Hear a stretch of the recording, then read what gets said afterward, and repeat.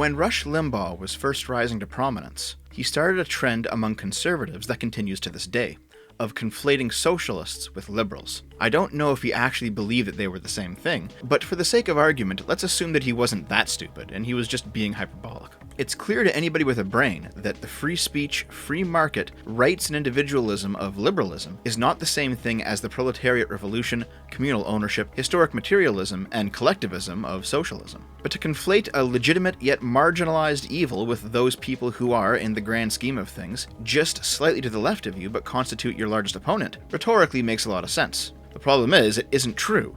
And yet, you see a lot of conservatives doing it to this day, from old-style Fox News talking heads to conservative and libertarian YouTubers. Everything's about all the bad stuff the libs are doing. In the past couple of years, the socialists have tried to pull a similar linguistic psyop.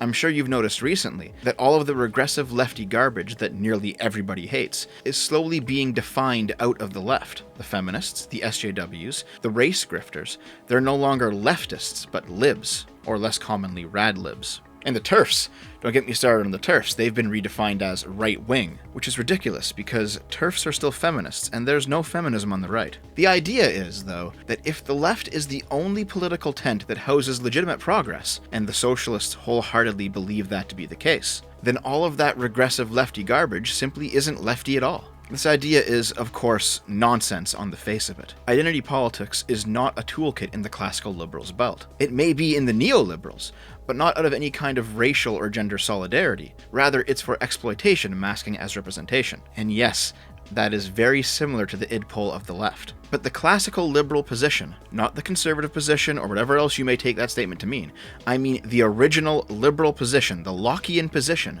is fundamentally colorblindness. It is free speech, free markets, fairness before the eyes of the law, property, and self-determination. And before you say that the original liberal governments of the Enlightenment weren't this ideal, yes, I agree. The problem with those is that they're not liberal enough. The problem with our current governments is that they're not liberal enough. The wordplay landscape looks a little something like this. People on the right are incorrectly calling people on the left liberals.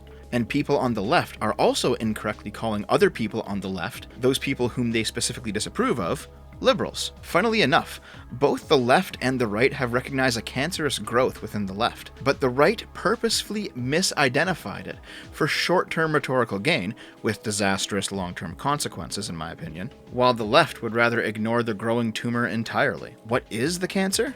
Well, that depends on who you ask. There are broadly two camps within the left: the socialists and the SJWs. The socialists are focused exclusively on class struggle. Some of them think Marx was correct and want to see a dictatorship of the proletariat implement the worldwide, moneyless, stateless, classless communist utopia. Some of them are market socialists, or anarcho-socialists, or libertarian socialists. It honestly doesn't matter too much. The point is that they're united by class issues. They are the no war but class war people, and they are predominantly the ones pointing at all of the regressive garbage within their own camp and saying, no, that's not us, that's the libs. The second camp, the SJWs, are generally what the first camp means when it points to regressive garbage. These are the Robin DiAngelos, the Jeff Tiedriches, the Emily Gorsenskys, the Tariq Nasheeds, and the Sean Kings. There is currently an attempt by the socialist left to push the id pol left out of the left, because the socialists view them as distracting from the class war with a race war, or a gender war, or a trans war. They call it performative wokeness, or they'll claim it's not real leftism, or some other such garbage, because it's not specifically and exclusively anti-capitalist. But nonetheless, the id pol of the left, or the id pol of what these people call the radlibs, ultimately does stem from Marxist analysis. Marx's conception of the relationship between the proletariat and the bourgeoisie has been co-opted for id pol analysis of other dominant and oppressed groups for probably about as long as Marxism has existed. After all, Black Lives Matter, an organization founded by a Marxist using Marxist principles in its analysis, is ultimately a radical id pol movement, and it's certainly not liberal. We actually do have an ideological frame. Myself and Alicia in particular are trained organizers. We are trained Marxists. We are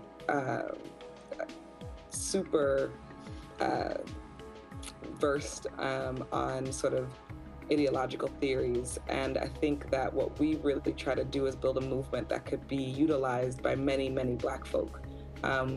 We don't necessarily want to be the vanguard of this movement. I think we've tried to put out a political frame that's about centering who we think are the most vulnerable amongst the Black community to really fight for all of our lives. Harry White, a British communist, wrote to Stalin in 1934 asking if, I quote, "a homosexual can be considered someone worthy of membership in the Communist Party."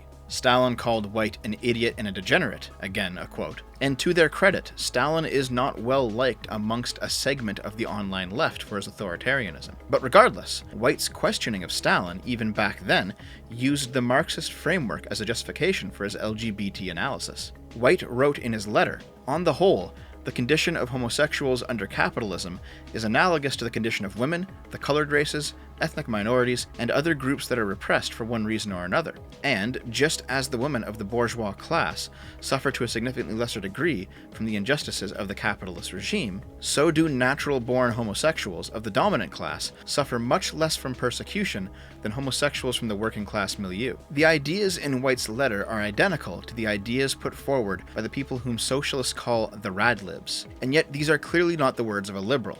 They are the words of a socialist, using the Marxist framework to justify identity politics. The fact that White was correct, that the Stalinists were violently purging gay people in the Soviet Union, isn't relevant to the conclusion that leftist idpol cannot simply be defined out of the left, but is in fact an intrinsic part of it. Marxism is idpol, and it can never be anything but. You have to enforce an us versus them sort of tribalism to get any kind of workers' revolution going. And that same ethic is why, for example, Black Lives Matter exists the way that it does. It is not an organic growth of the people, but rather imposed by clever propagandists. Challenge magazine, the outlet of Britain's Young Communist League, even released a pamphlet describing how all of the regressive shit on the left was not truly leftist, but instead radical liberalism.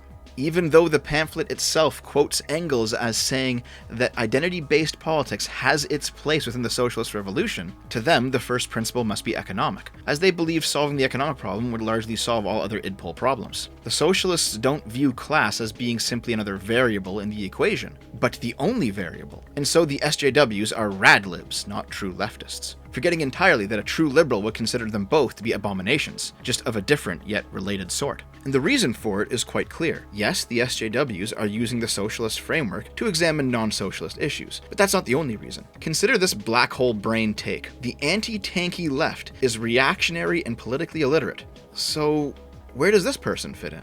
A lot of BreadTube, a lot of the more vocal socialists we're currently dealing with, who are all screaming that SJWs aren't real leftists, these people, they're libertarian socialists or libertarian left, and regardless of where we all know their politics end up, their rhetoric is still very anti-tanky. Are they not real leftists now too? I mean, apparently Vosh is also a radlib, according to these people. And the Stalinists are radlibs too. So both the tankies and the anti-tankies are radlibs, depending on who you're talking to. This is the problem with leftists redefining the problematic parts out of the left. They cannot agree on what the problem is, because ultimately it boils down to everything that's on the left but is not the speaker's specific position is not true leftism. And to any of us sane outsiders looking in, it seems like the entire left is corrupt. Vosh got wind that I focused on him in my What is a Grifter video. A good video in my opinion. I suggest you watch it. And he complained that I'm a fascist, trying to paint him as a fake leftist. Short-Fat Otaku made another video about you being a grifter. Why? Dude, it's so fun. The grifter discourse is so cringe. For like fascies to be like you're a fake leftist.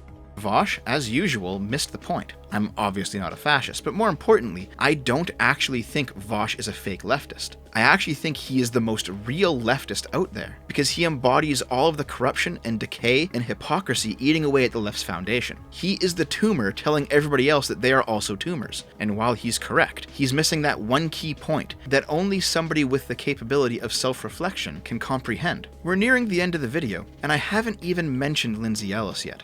I have a previous video on Lindsay Ellis, formerly known as the Nostalgia Chick, if you want to watch that to get a feel of who she is, but it's not really necessary. Lindsay Ellis got cancelled for this take. I watched Raya and the Last Dragon, and I think we need to come up with a name for this genre that is basically Avatar: The Last Airbender. It's like half of all young adult fantasy published in the last few years anyway. It's a rather lukewarm take. Nothing too objectionable about it. It's stupid, yes, because comparing Raya to Avatar in this way is like listening to jazz music and saying, oh, this is like Persona 5. But it's not racist or whatever. And yet she's being cancelled for racism. She's being dragged across Twitter for racism. She is now public enemy number 1 because of racism. It doesn't matter that she is politically a leftist. All of her lefty takes and all of her lefty videos don't matter. It's one bad take and she's cancelled. That being said, with our knowledge of the not real leftism infighting that's been happening right now, let's examine the situation critically.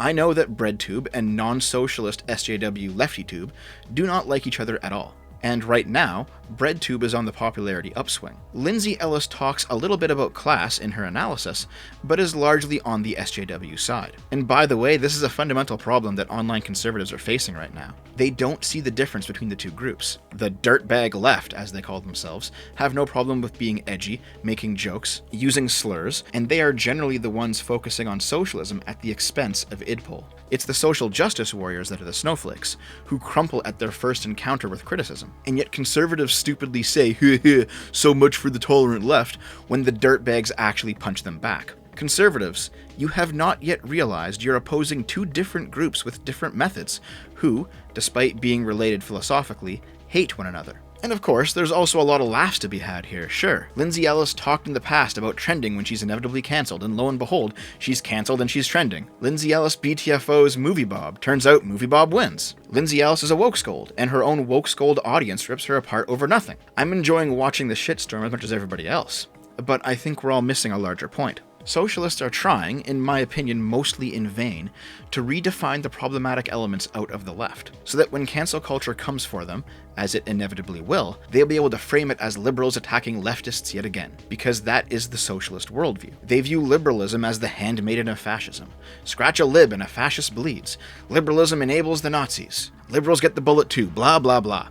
It's a fundamentally false view, and yes, I've got a video on why it's false coming up. Let me finish reading my books, guys. But it's a view that only makes sense if you squint really hard, and if you can manage to redefine regressive leftist elements out of the left. So let's not let them, because they aren't liberals. They say it proudly, and we should remind them of that fact. Remember that every single time a communist says they want to raise class consciousness, there's nothing different between that and raising racial consciousness, with the sole exception of a different coat of paint. That's not the RadLibs doing that. That's the socialists' own dumb collectivist theory backfiring in their faces. They just don't like how their ideas play out sometimes. We are the individualists here.